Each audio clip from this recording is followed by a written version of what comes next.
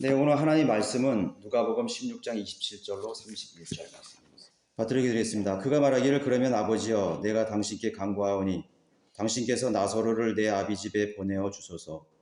나에게 5 형제가 있으니 그가 그들에게 증거하여 그들로 이 고통의 장소에 오지 않게 하소서라고 하니 아브라함이 그에게 말하기를 그들에게는 모세와 선지자들이 있으니 그들에게서 듣게 하라고 하더라. 그러자 그가 말하기를 아니옵니다.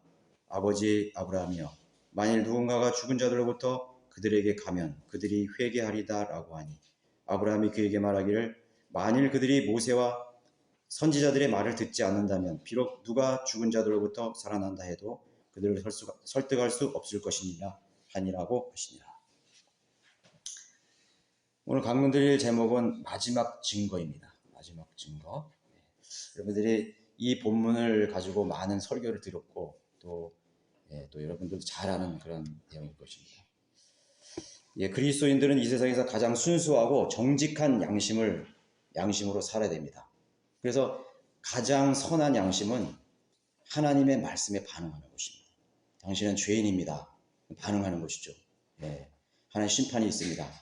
그걸 인정하는 것이죠. 그리고 하나님을 찾는 것입니다. 그것이 바로 가장 선한 양심이에요. 그러나 세상의 죄인들은 양심이 무뎌졌죠. 그리고 결국은 많은 죄들로 인해서 자기 스스로를 합리화시키고 그러한 과정 속에서 양심이 화인 맞게 된 것입니다. 화인 맞는다는 건 불로 지져서 그 기능이 상실했다는 말이 되는 것입니다. 자, 우리는 선한 믿음의 양심을 가지고 있죠.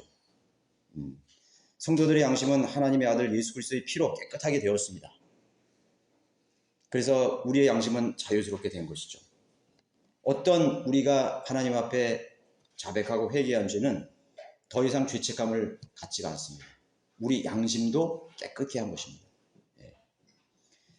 그래서 우리 각자의 양심은 하나님의 피와 하나님의 진리의 말씀이라는 거울을 통해서 항상 우리 자신을 투영해 볼 수가 있는 것입니다.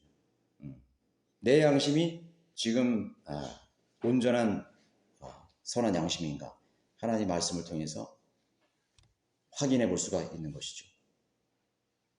또 우리 성도들 간의 교제를 통해서 확인해 볼 수 있습니다. 교제를 통해서. 그러나 인간의 타락한 육신 속에는 그 양심을 더럽히고 불투명하게 만드는 그런 속성으로 인해서 우리 자신이 항상 정직하거나 신실하지 못하도록 방해를 받게 되는 것입니다. 그리스도인이라고 다 정직하고 깨끗한 양심을 가지는 게 아니에요. 위선된 그리스도인으로 살 수 있다는 것이죠. 불신자들의 부정직하지 못한 선한 그런 부정직하지 못한 양심 못지않게 선한 양심을 붙들지 않는 성도들도 있는 것입니다. 그래서 순수하지 못한 말이나 거짓된 의도들을 발견하게 되는데 그런 것을 가지고 자기 자신을 탓하지 않습니다. 이건 내가 잘못된 것이야. 아니면 내 양심이 부패한 것이다. 변질된 것이다. 그렇게 하지 않고 항상 외부적인 것에 요인들의 핑계를 대는 습성이 있습니다. 그것이 죄인들의 본성이에요. 내가 어떤 육신적이고 죄를 짓고 또 거짓된 것을 하고 위선적인 것을 하는데 그거를 자기 스스로에게 문제를 찾지 않고 외부적인 요인에 찾는단 말이죠. 그래서 죄를 범하는 사람들의 마음에는 언제나 자기 자신보다는 죄를 범할 수밖에 없었다라고 하는 그런 환경의 요인에 그렇게 숨어버리는 것이 되는 것입니다. 나는 어쩔 수 없이 그걸 그렇게 했다. 상황이 나를 그렇게 만들었다. 그렇게 만드는 것입니다. 내가 만약 좋은 마음, 좋은 성품을 가졌더라면 나는 원래 성격이 이래.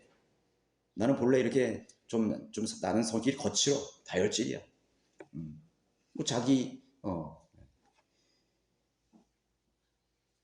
내가 만약에 좋은 가정에서 자라났더라면 제일 많이 듣는 핑계가 이거예요. 그리고 이 세상의 상담자들도 그렇게 말해요. 당신은 나쁜 가정에서 태어났기 때문에 그럴 수밖에 없었어. 그렇죠? 이 세상의 상담 전문가들이 다 그렇게 말해요. 그래서 그 잘못된 그 사람의 잘못된 삐뚤어진 행동이나 말과 습성들을 외부의 요인에서 자꾸 찾으려고 하는 것입니다. 그렇게 되다 보니까 사람들은 모든 것이 다 외부의 요인 때문에 그렇게 됐다고 이유를 대겨내는 것이죠. 내가 시대를 잘못 태어났다. 내가 더 좋은 시대에 태어나서 살았더라면 내가 이런 삶이 아니었을 텐데, 이런 죄를 짓지 않을 텐데라는 변명을 하는 것입니다. 그것이 바로 마귀에게 속는 것입니다. 그리스도인들도 얼마나 마귀에게 속아서 사는지 보여주는 증거들이 있는 것입니다. 이 시대는 잃어버린 혼들, 구원받지 못한 자들을 구원하기가 너무 힘들어서 하나님께 헌신하고 증거자로 살아가기가 어렵다는 핑계를 매번 대는 것입니다. 지금 시대는 너무나 타락했기 때문에 복음을 전해봐야 소용이 없어. 이 시대는 라오디게아의 시대야. 마지막 시대야.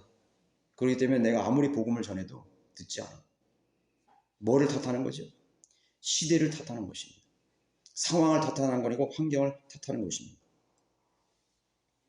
또 어떤 사람은 이렇게 핑계댑니다. 내가 좀 시간이 주어졌더라면, 시간에 여유가 있었다면, 내가 좀 더 안전한 환경이나 그러한 가정에서, 또 경제적인 기반 위에서, 넉넉한 기반 위에서 내가 살 수 있었다면, 아니면 내가 더 좋은 직업을 가졌더라면 하나님께 더 헌신하고 더 많이 섬길 수 있었을 텐데. 많이 듣는 말이죠. 많이 듣습니다. 우리가 하나님 앞에서 더 신실하고 경건하고 복음과 진리에 대한 신실한 일꾼으로 살지 못하는 원인은 결코 외부적인 환경이나 시대가 아니라는 것이에요. 바로 우리 자신의 양심이 잘못된 거죠. 자신의 열정과 사랑과 하나님의 부르심에 대한 응답하는 양심이 반응하지 못하는 것입니다. 마귀의 자녀들, 구원받지 못한 종들, 그리고 그리스도인마저 그 위치에서 더 나아가지 못하는 원인이 바로 자신 속에서 그 문제를 찾기보다는 외부적인 요소들에 통해서 그 원인을 찾으려고 하는 것입니다. 자, 오늘 여기 이 본문으로 한번 살펴볼까요? 지옥의 불 속에서 부자는 아브라함에게 마지막 호소를 하고 있습니다. 여러분, 이 장면 아시죠? 이 기록 아시죠? 이것은 결코 비유가 아닙니다. 예수님이 이건 실제적으로 지옥에서 일어난 일들에 대해서 얘기하는 거예요. 한 예를 얘기하고 있는 것입니다. 그 부자는 아직 지옥에 오지 않는 구원받지 못한 형제들이 있었습니다. 거기 28절에 보세요. 나에게 5 형제가 있으니, 나에게 5 형제가 있다고 했습니다. 그들로 이 고통의 장소에 오지 않게 하소서. 자기가 지옥에 와보니까 이곳은 절대로 와서는 안 되는 장소예요. 이 고통은 끝나지 않는 고통이에요. 이 울부짖음은 영원히 지속되는 거예요. 시계가 없어. 지옥에는 시계가 없습니다. 그 지옥에서 고통받는 그 부자가 이제 건너편에 있는 아브라함에 있는 그 지하에 있는 지하에도 낙원이 있다고 했죠. 지하에 있는 낙원에 있는 아브라함을 보니까 거기 나사로가 거기 안겨 있어요. 행복해 보입니다. 원래는 볼 수 없어요. 그런데 하나님께서 보게 만든 거죠. 보게 만든 것입니다. 그리고 아브라함이 그렇게 요청하는 것입니다. 나에게 5 형제가 있으니 그들로 이 고통의 장소에 오지 않게 하소서. 그리고 아브라함은 그들에게 대답합니다. 그들에게는 모세와 선지자들이 있으니 그들에게서 듣게 하라. 그들에게는 선지자하고 모세가 있다 이거죠. 근데 뭘 들으라는 말이에요? 무슨 말을 들으라는 것입니다. 지옥의 경고를 듣게 하라는 거예요. 그 지옥은 영원한 고통의 장소라는 거예요. 그 지옥을 피할 수 있는 혼은 이 세상에 한 사람도 없다는 거예요. 여러분, 죽음을 피해갈 수 있는 사람이 없다는 것은 하나님의 심판을 피해갈 수 없다는 것이고, 지옥을 절대로 피해갈 수 없다는 것이에요. 기정사실이에요. 죽는 것은 내 의지로 되는 것이 아니듯이 하나님의 심판의 장소인 지옥은 결코 내 의지로 비껴갈 수가 없는 것입니다. 사람들은 자기 마음대로 생을 살아간다고 생각합니다. 내 의지대로, 내 뜻대로. 물론 자기 뜻대로 직업을 가진 사람도 있어요. 그런데 대부분은 어떻게 하다 보니까 저도 직업이 있는데 이 직업을 내가 원해서 갖는 건 아니에요. 어떻게 살다 보니까 이런 일을 하게 되는 거예요. 여러분 다 각자 그렇죠? 하나님이 어릴 때부터 이거 하고 싶어서 그렇게 한 사람 있어요? 없을 거라고 대부분. 물론 그렇게 하고 싶어서 된 사람도 있을 수도 있어요. 그러나 여러분 세상의 삶이라는 것은 내 의지대로 되고 내 마음대로 되는 것이 거의 없다는 사실을 알아요. 그런데 사람들은 착각 속에 뭐냐면 나는 할 수 있다. 나는 할 수 있다. 이것을 세상이 가르쳐주는 거예요. 착각을 가르쳐주는 거예요. 죽고 사는 문제를 결정할 수 있어야 그 사람이 내가 할 수 있는 거 아니겠어요? 그런 인간은 아무것도 할 수 없다는 걸 알아야 돼요. 인간은 마치 어항 속에 있는 물고기와 똑같은 것이. 하나님께서 어항을 조성시켜주지 않으면 우리는 절대로 살 수가 없는 거예요. 그래서 어항을 떠난 순간 물고기는 죽는 거예요. 우리가 오늘 살아있다는 것은 하나님의 어항 속에 있다는 거예요. 하나님의 보호하심과 하나님의 자비와 은혜 가운데 있다는 걸 세상 사람들은 모르고 있는 것입니다. 내가 했어. 자, 고통의 장소를 피할 수가 없다고 했습니다. 그것은 의지로 되는 거 아니에요. 그 선지자들과 모세가 설득하고 있으니 그들의 말을 듣도록 하라고 그렇게 대답해 주고 있는 것입니다. 자, 그랬더니 이 부자가 뭐라고 얘기했어요? 그러자 그가 말하기를 아니옵니다. 아니라는 거예요. 아니라고 대답했어요. 왜 아니라고 했을까요? 자기 자신도 지상에서 부자로 살 때 선지자의 말을 들었었습니다. 자기 자신도 이 지상에서 살아갈 때 선지자들이 말하는 지옥의 권고를 듣고 하나님의 말씀을 들었기 때문에 나 자신을 너무나 잘 알아요. 내가 살아온 삶을 너무나 잘 압니다. 지상에서 내 전생애를 너무나 잘 알고 있어요.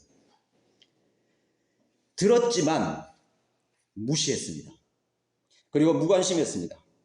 그리고 경멸하기까지 했습니다. 믿지 않았고 터무니없는 미신 따위로 그렇게 취급해 버렸던 것이죠. 그 결과가 바로 처참한 자기의 모습인 것이죠. 그렇게 살았기 때문에.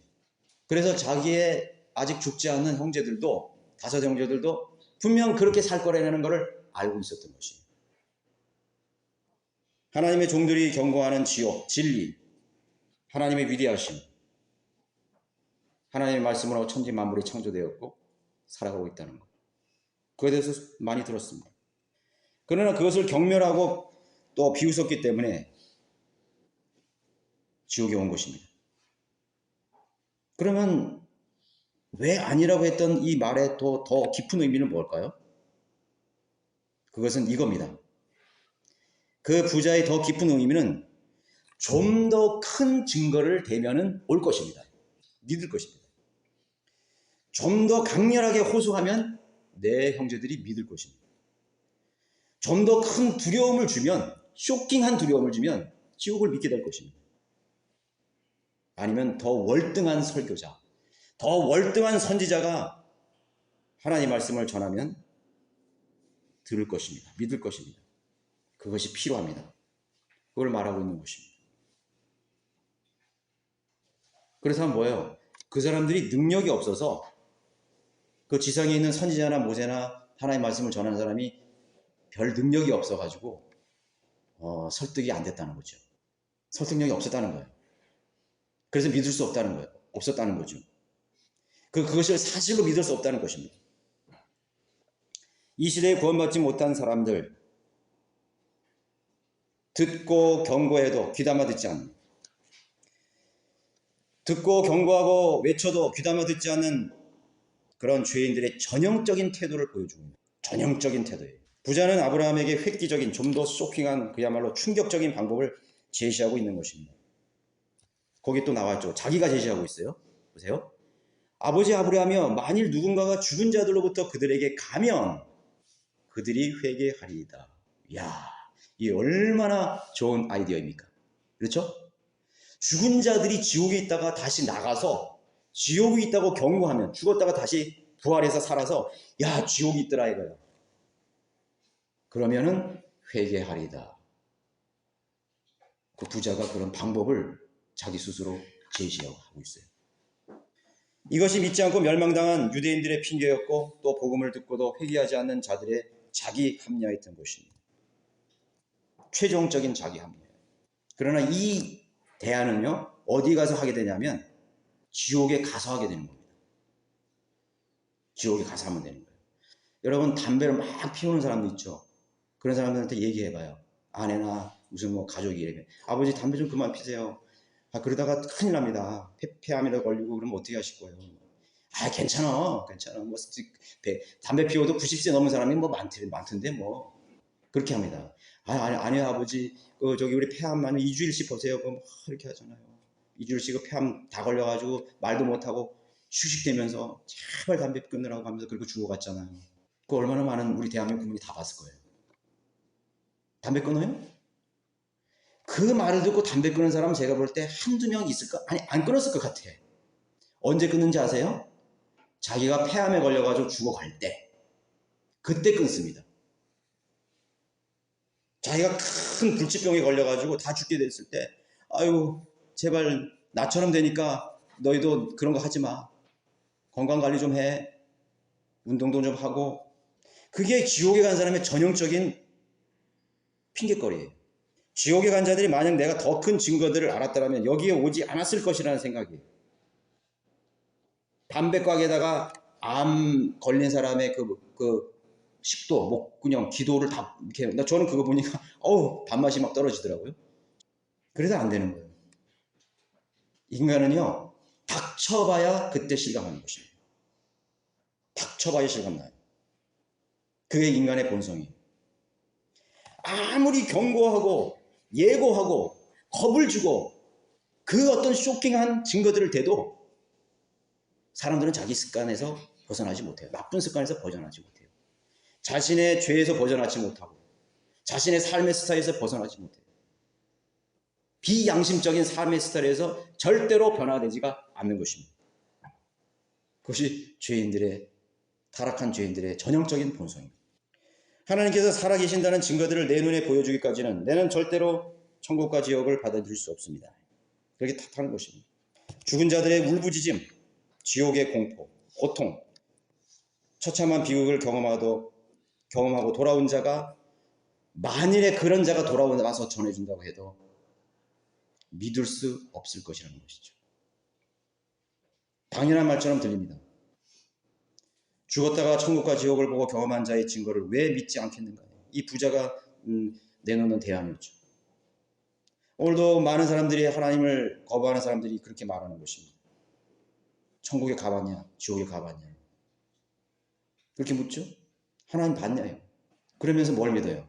원숭이가 자기의 조상이라는 걸 굳게 믿고 있는 것입니다. 너무나 아이러니하지 않나요?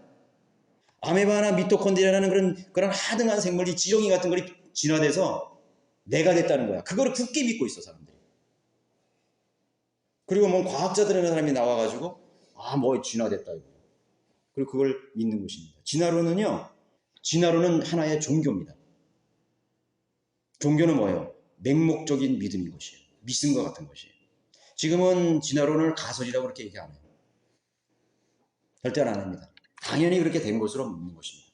하늘나라에 갔다가 돌아온 부모가 자녀에게 하늘나라의 낙원과 천상의 위대한 광경을 흥분된 어조로 말해준다면 믿지 않을 자식이 어디 있겠는가?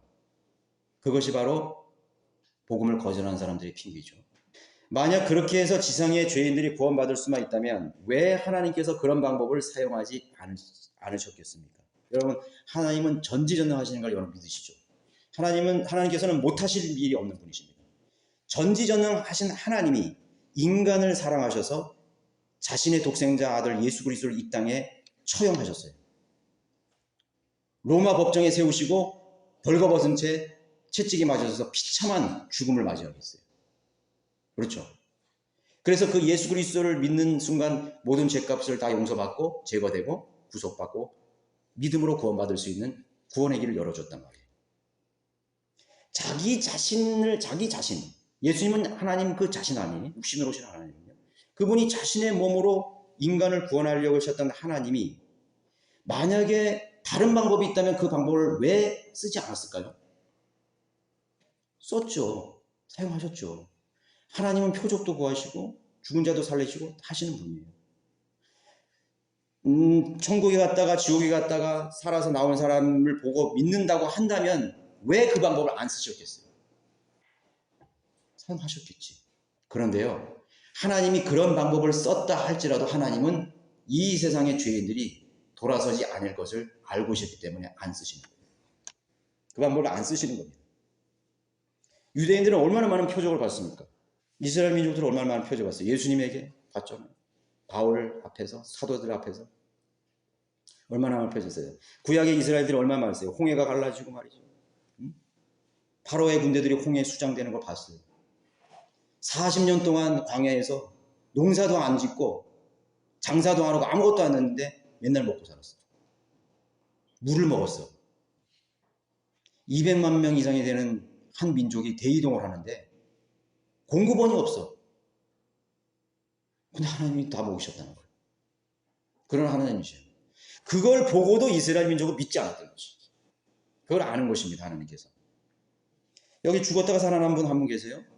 여러분 고린도후서 12장 2절 보십시오. 고린도후서 바울이죠.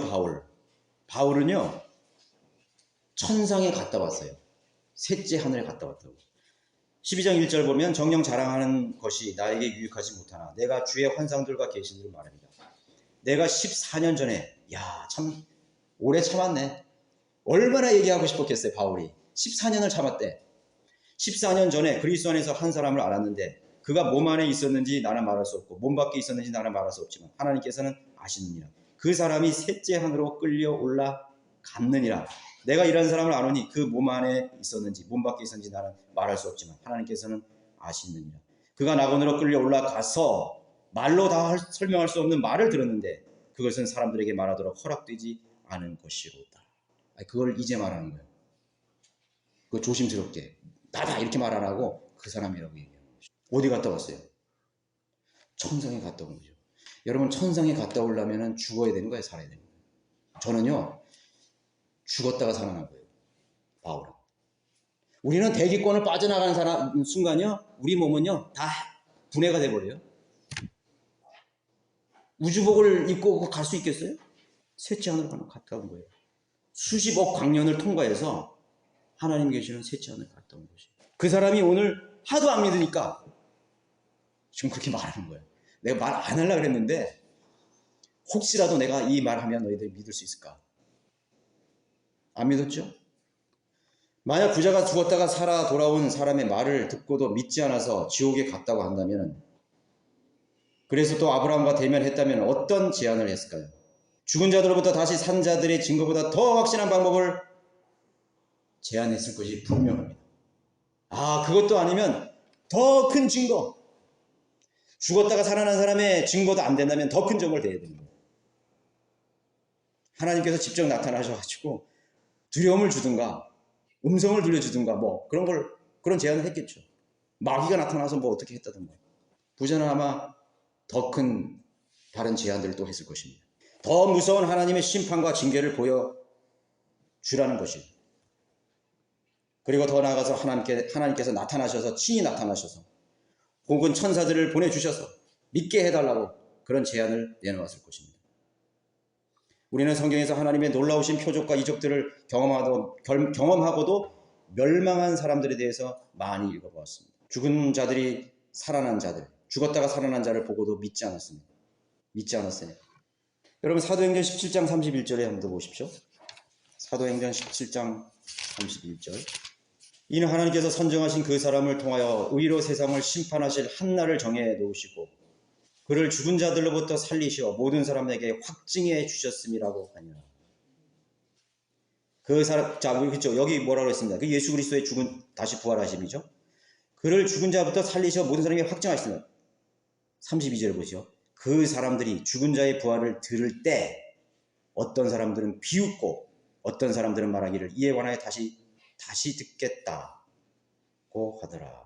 그러므로 바울이 그들 가운데서 떠나더라. 예수님의 부활을 듣고도 그 당시에는 아마 500명이 넘는 증인들이 있었죠. 예수님께서 부활하시 승천하시 얼마 안 됐기 때문에 그 증인들이 있었어요.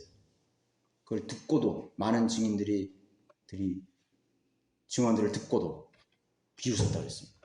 요한복음 11장 43절도 한번 보십시오. 요한복음 11장 44절. 요한복음 11장 43절. 이 말씀을 하시고 큰 음성으로 외치시기를 나사로야 나오너라 하시니 죽었던 자가 손발이 수위로 동여지고 얼굴이 수건으로 가려진 채 나오더라. 예수께서 그들에게 말씀하시기를 그를 풀어줘 다니게 하라고 하시니라.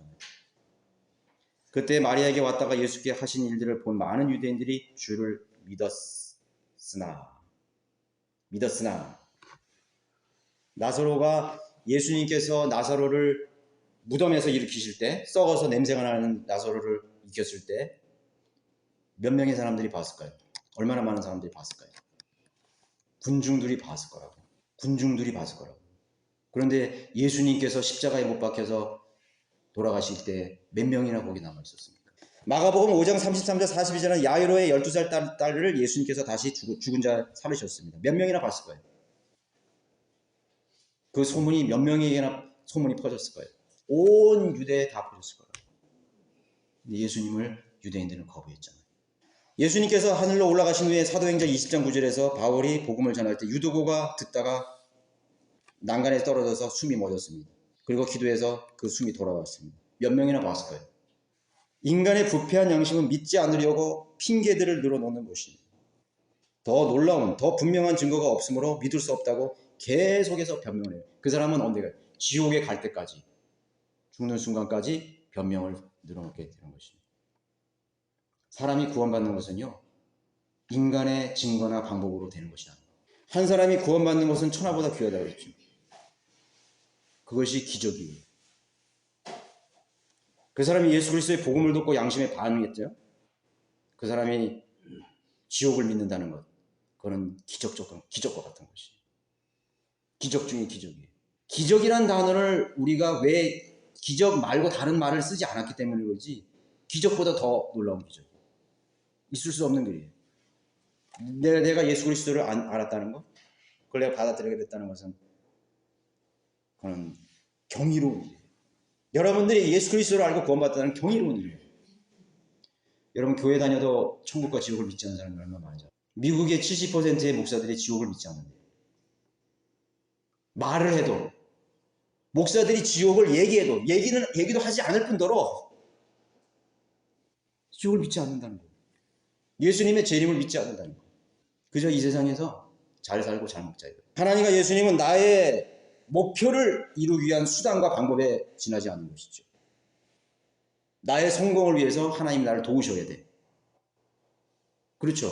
내가 부유해지기 위해서 예수님이 나를 도와야 돼. 그거 아닙니까? 그것이 이 세상 기독교예요. 유아 독존이죠. 내가 하나님이야. 내가 하나님이고 하나님은 나를 돕는 자야. 그걸 뭐 이렇게 변명으로 내가 열심히 기도하고 있다고 뭐 그렇게 하지만은 사실은 예수님은 나를 위한 수단에 불과한 것이죠. 자, 그것이 부패한 종교와 다를 바가 무엇이 있겠습니까? 부패하고 더럽혀진 죄인의 항변에 답을 내놓는 아브라함의 말에 우리는 진지하게 귀를 또 한번 기울여야 될 것입니다.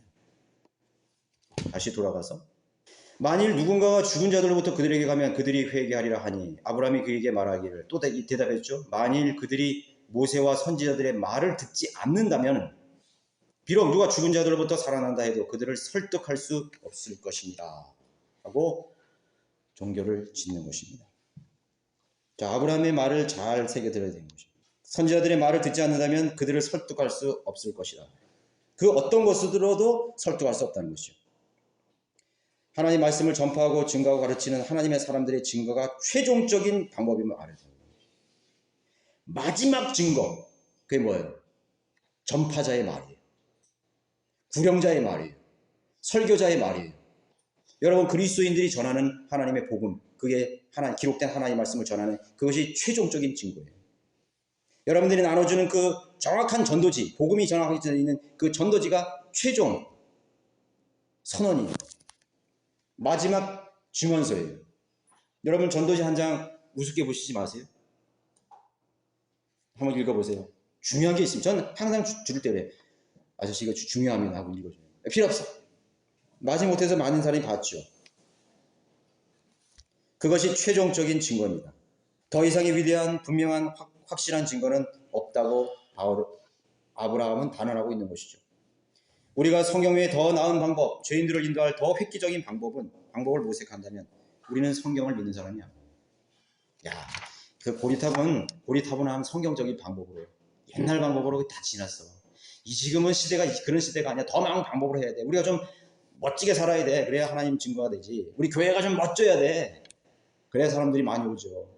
그런 말 한 적이 없어요, 하나님께서. 네가 부자가 되고 명예를 얻고 권력을 얻은 다음에 하나님의 영광을 보이고 증거하라 하는 말이 없어요. 내가 좀 나이가 더 많으면, 내가 좀 병이 나으면, 내가 이런 상황에서 어떻게 내가 복음을 전해? 사람들이 나를 이렇게, 너 당신이나 잘 가르쳐 이렇게 할 거야. 그런 방법이 아니에요. 우리는 거지처럼 살아도 복음을 증거할 때 마지막 증언이 되는 것입니다. 어린아이가 전하는 복음, 마지막 증거입니다. 하나님의 진리 꼭 기록된 말씀보다 더 위대한 표적이나 이것보다 더 큰 증거는 없다는 것을 말하는 것입니다. 표적이나 기적이 최종권위가 아닙니다. 바로 성경이 최종적인 증거가 되는 것입니다. 성경적인 설교, 성경적인 설득, 하나님께서 죄인들을 구원하실 수 있는 모든 증거들은 이 성경에서 다 보여주고 있는 것입니다. 그래서 전하는 자가 성경을 바로 알고 있어야 돼요. 바르게 복음을 정확하게 전해야 돼요. 복음을 전하는데 이상한 복음을 전하는 거야. 당신 복음 믿으면 잘 먹고 잘 삽니다. 당신의 인생의 문제가 다 해결됩니다. 그 거짓말이에요, 그거는. 그리스도인들 가정에 얼마나 많은 문제가 있습니까? 그렇죠? 거짓말이에요. 당신이 예수 믿으면 다 만사형통입니다. 거짓말이에요. 종교 사기꾼입니다, 그거는. 왜 그런 거짓말을 해요? 당신이 예수 그리스도를 믿지 않으면 지옥에 갑니다. 그것이 정확한 것이죠. 예수님께서는 2000년 전 당신의 죄를 다 용서하셨습니다. 제거하셨습니다. 그분을 믿으면 당신은 부활합니다. 하나님의 자녀가 됩니다. 정확하게 전해야죠. 거기에 군더더기를 굳이 필요가 없어요. 예. 그러나 그것을 자꾸 포장합니다. 변개시킵니다. 변형시킵니다. 당신을 위해서 좋은 계획을 가지고 있다는 등, 하나님께서는 행복으로 당신을 초대한다는 등, 더 윤택한 삶을 당신이 한다는 등, 이렇게. 그 사람이요, 평생 죽을 때까지 나쁜 습관 갖고 있을 수 있어요. 그러나 구원받는 게 더 중요해요. 구원받는 게 더 중요하다니까. 무당짓을 하더라도 예수님 믿고 구원받고 무당짓을 하는 거예요. 누군가 하나님의 말씀들에 반응하지 않는다면 죽은 자들이 일어난다고 해도 반응하지 않을 것입니다. 불이 하늘로부터 내려와서 사람들을 죽인다고 해도 믿지 않을 것입니다. 오히려 죽은 자들을 의심하게 될 것입니다. 그거는 천재지변의 일이고 자연의 기인한 현상이다. 변명해 버릴 것입니다. 과학적인 현상을 한번 따져보자 이거. 있을 수 없는 일들로 일축해 버릴 것입니다. 결코 심판과 형벌의 책임을 자신 안에 차지려 하지 않을 것입니다. 모든 질병의 원인이 죄 때문이고 또 하나님을 불순종한 대가라고 말하는 의사들을 봤습니까? 모든 질병의 원인이 죄의 삭은 사망이라고 말하는 의사들 봤어요? 암이 죄의 대가라는 걸 말하는 의사들 봤습니까? 불치병이 죄에 대한 대가라는 걸 말해줄 수 있는 전문 의사들이 있었어요? 없다고요. 다 과학적이고 의학적이고 밥을 어떻게 먹고 어떻게 다 원인 찾는 거예요. 그러나 더 근본적인 원인은 죄의 삭은 사망이에요. 인간은 죄 때문에 병들고 늙고 죽고 멸망당하는 것입니다. 그거에 대해서 얘기해 준 사람이 없어요. 모든 원인을 다 외부적인 요소에서 찾는 것이에요. 당신의 죄가 당신을 병들게 했습니다. 그렇게 말해주는 의사는 여기밖에 없어요. 성경밖에 없어요. 그래서 예수 그리스도는 우리의 진정한 의사예요. 예수님은 우리의 진정한 치료자고 우리의 진정한 상담자가 되는 것입니다.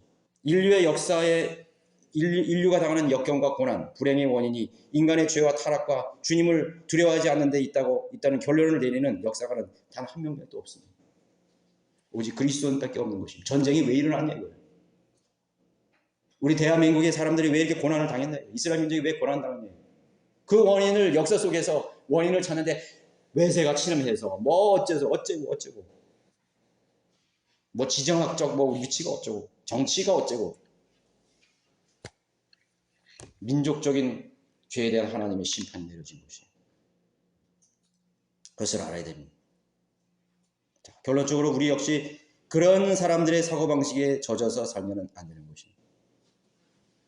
우리 자신의 믿음을 다시 한번 점검하고 환경이나 상황이나 처해진 시대나 문제들을 핑계로 하나님 말씀 앞에 반응하거나 순종하지 못한다는 사실을 분명히 알아야 되는 것입니다. 내 자신이 반응하지 못하는 것입니다. 내 자신이 선한 양심으로 하나님 말씀 앞에 서지 못했던 것이죠. 여러분들이 하나님 앞에 헌신하는 부분도 바로 그것입니다. 누구 때문에 못한 것이 아니라 자신이 하나님 말씀에 순종할 의향이 없기 때문인 것이에요.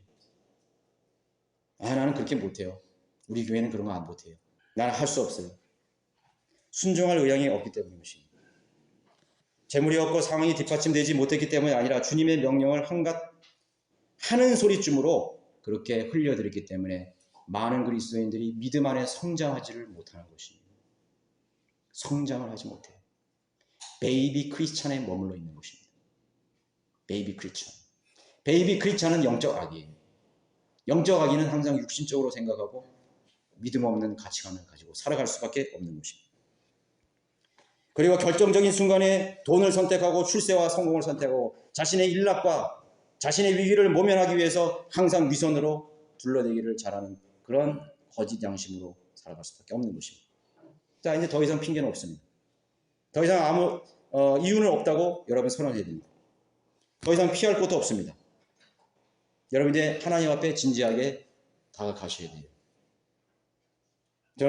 저와 여러분들은 하나님 앞에 정말 순수한 양식과 정직한 그런 믿음을 갖기를 원합니다.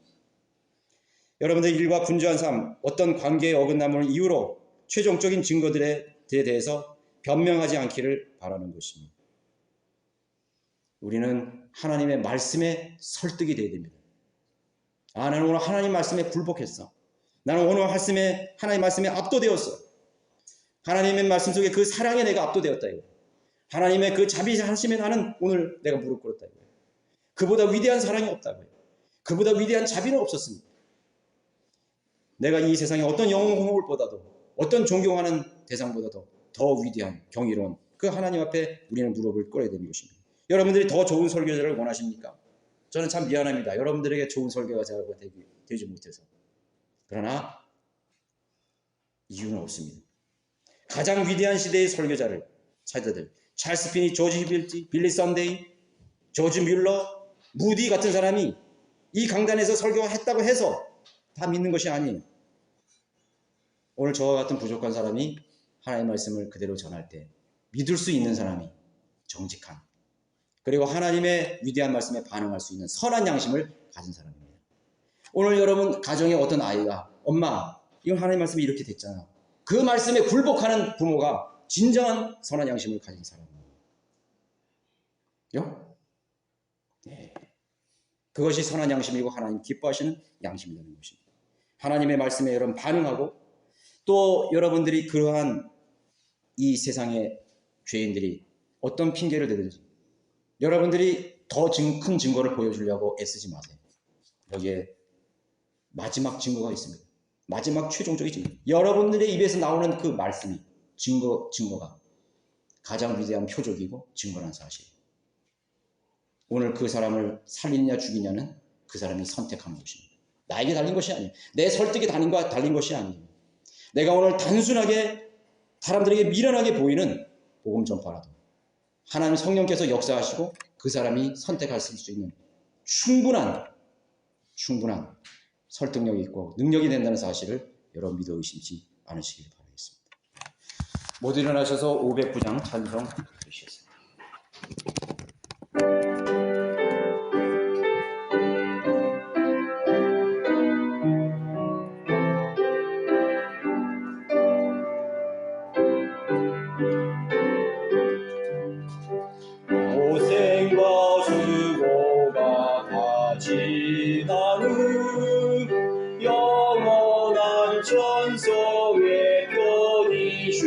때 이래한 주 모시고 서는 곳 영원히 내 영광 되리로다. 영광일세 영광일세 내가 누리 영광일세 은혜로 주님을 배우는 것 참 아름다운 영광이로다. 주님의 한없는 은혜로서 예비한 그 집에 다 이르러 어디서 주님을 배우는 것 영원히 내 영광 되리이다. 영광일세 영광일세 내가 누리 영광일세 은혜로 주님을 배우는 것 참 아름다운 영광이로다. 앞서간 성도들 만나볼 때 기쁨이 내 맘에 절연이와 주께서 멸류관 씌워줄 때 영원히 내 영광 되리로다. 영광일세 영광일세 내가 누리 영광일세 은혜로 주님을 배우는 것 참 아름다운